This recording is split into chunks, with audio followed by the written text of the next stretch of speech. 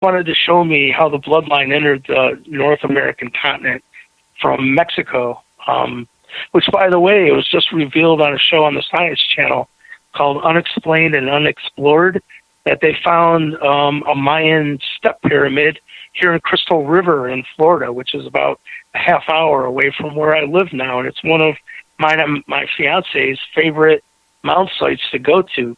What's really interesting, though, is in that state-owned archaeological mound site, which now they found a Mayan step pyramid. The Mayans made it from the Yucatan to Florida is where they fled to. So this is historic in itself. But this bloodline was known as one of the lost tribes of Israel. And it's backed up by DNA scientific proof now in the form of DNA haplogroup X2A. And right now, 3% of us Native American Indians have this haplogroup X2A DNA blood. Could be a lot higher because of the simple fact that not a lot of Native Americans have had their blood work done. But when you go back in time, you'll find the same DNA in these giant skeletons that have been removed out of these mound sites. But if you keep running the clock backwards, where you find the largest concentration of it, that's where it came from, and they know is the hills of Galilee. This is one of the lost tribes of Israel. So it's very weird to me to think of, even most of these European settlers that came here and genocided the Native American Indians who housed this lost tribe of Israel. They will tell you themselves, oh, well, what was your relationship supposed to be to the lost tribe of Israel? Oh, we're supposed to respect them and make sure that they're taken care of. Well, not so much, I can honestly tell you, again, my family members, a couple of my children, which are adults, have married into two different tribes up here. One is the Muckleshoot Indian tribe up here in Washington, and the other one is the Quinault tribe. And I can tell you, I've talked to you back a couple of years ago they don't have a medicine man. They might now for the Muckleshoot, but then a couple of years ago they did, and they had a medicine woman. And I sat down and talked to her for a couple of hours, and she talked about what the future, according to what the elders said the future was going to be like, and what to look out for, and all this stuff. But, I watched her cry when she started, talking about our planet, our Earth, and the blood of our Earth has been contaminated by us. Well, I got to tell you, Gary, there was two very different timelines that were both about 50%, reality of happening. And one would have been a doom and gloom ending to this human story, and we're very close to taking that path. But the other was, are you familiar with the prophecy? This is a Native American First Nation prophecy of the Rainbow Warriors. No, I'm not on that. No. Do you want to tell the listeners a little bit? Yeah, it's very interesting. The prophecy of the Rainbow Warrior was that there would be a new class of people arise that, through their own actions, would show that they were more interested in helping humanity than their own wallet. And through their own actions, they would show their intelligence in kind of leading people. And this group would be made of all kinds of different people from different races and different males and females. And these people would make the planet green again, so very interesting prophecy. I highly, recommend looking into the prophecy of the Warriors of the Rainbow or the Rainbow Warriors. But I can tell you, the Chief Golden Light Eagle, who is the Dakota Sioux spiritual leader and chief, they did a naming ceremony. I was brought into a very sacred ceremony, which is called a sun dance. And I am not a sun dancer, but I was at one. And met, I guess you'd call them the actual intelligence behind the phenomenon again. The intelligence behind the Skinwalker Ranch phenomenon. They were there and seeing if you're a clean vessel, you know, and they are very good at seeing if you'll follow the crowd up the crooked steps. And luckily, I made the right decisions. And after that, I was granted my Native American Indian name, and it is Rainbow Warrior Eagle. So I can tell you for all the Native American Indians, I am the first that have the name Rainbow Warrior.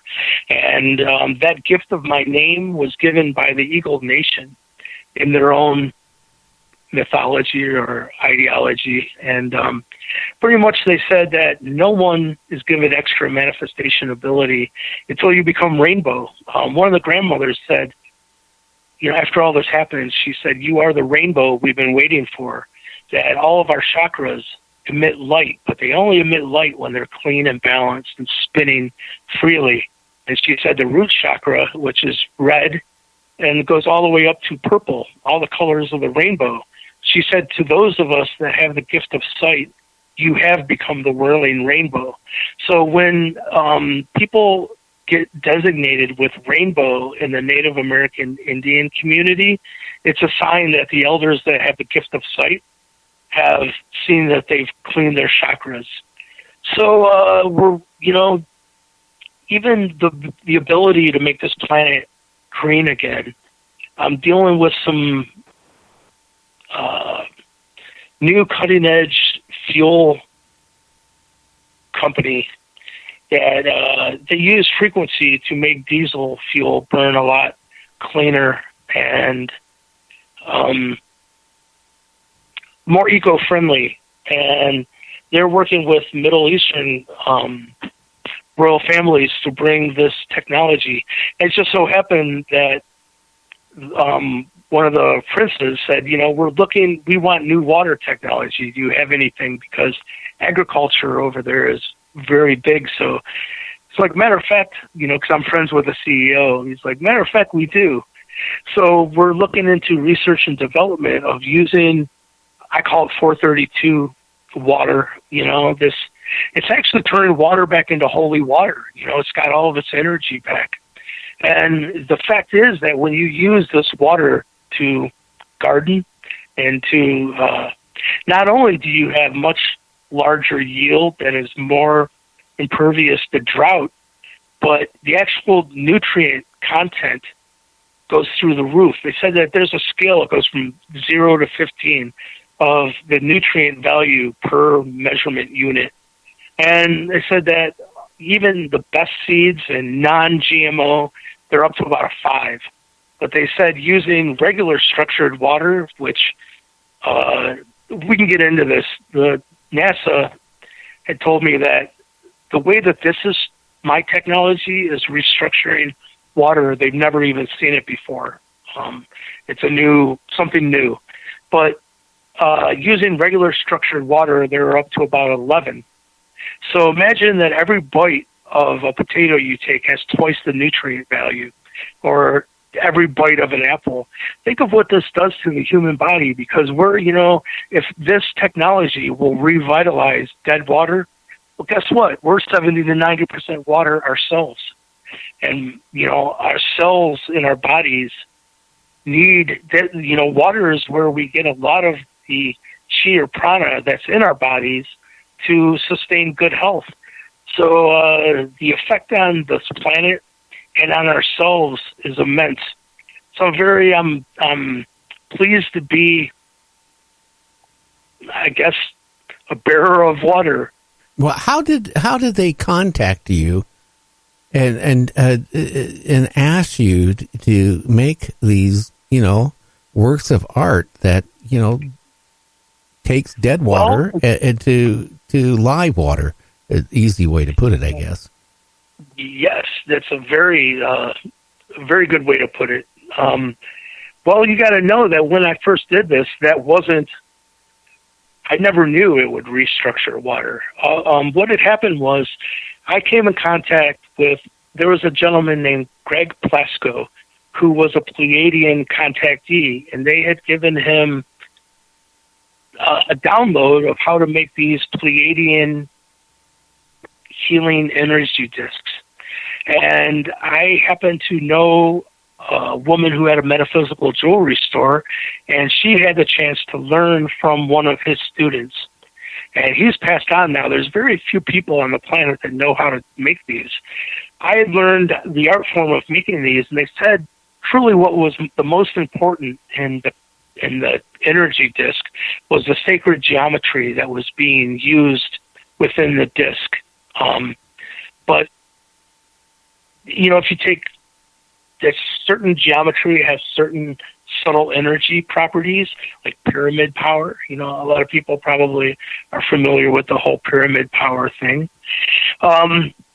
So simultaneously, though, we can get into this of how it all came about is when I met them, not only did they tell me I was once known as the water bearer, they said you were once known as Ia Inky, the water bearer. So none of this made any sense to me whatsoever. This is 2008. There was no ancient aliens on TV. I didn't even know what an Anunnaki was. So someone telling me that you're Ia Inky, the water bearer, was kind of like, hey, dude, you're the Easter Bunny. You know that, don't you? Well, okay, whatever, you know. But I asked them early 2009, I said, listen, because I've learned to communicate telepathically, you know, like remote viewing is what the NSA calls it. But in meditation, I could open up channels of communication, and I said, listen, if you are who you say you are, and I am who you say I am, encode the name Ia Inky into a crop circle. And then the next thought was, what a silly request. In my mind, I seen a big crop circle with Inky written in cursive like it's a big birthday cake. Like, what the hell is that going to prove? Then my next thought was, you know, figure it out, you know, figure out a cool way of doing it. So this was early 2009. A year goes by, no Ia Inky crop circle. Another year goes by, no Ia Inky crop circle. I told them, and it was true, I am a student of the subject of crop circles, and I'm very up on when they show up in current. So that will be my confirmation that you are who you say you are, and I am who you say I am. But during those 2 years, I was guided into what's called cymatics, and that led to me actually hiring the scientists to make this image. So getting back to how this all relates to the crystal discs is that I had already learned how to create the Pleiadian energy healing discs using just normal computer-generated sacred geometry. But I started to understand that these water cymatic images... Michael, we got to take a break, and then there's also a news break, so we're going to be on hold here for about 8 minutes, and then we can get back. We can find out all about this. So, you know, just stay with us, and we'll be back. Right on.